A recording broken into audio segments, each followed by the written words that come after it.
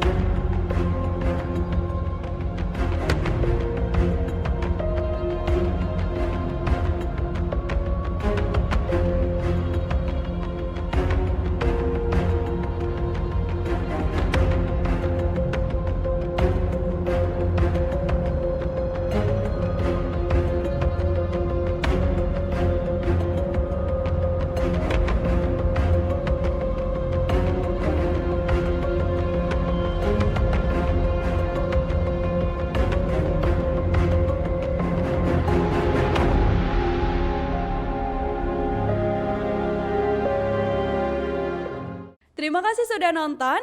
Jangan lupa like, subscribe, dan share ya.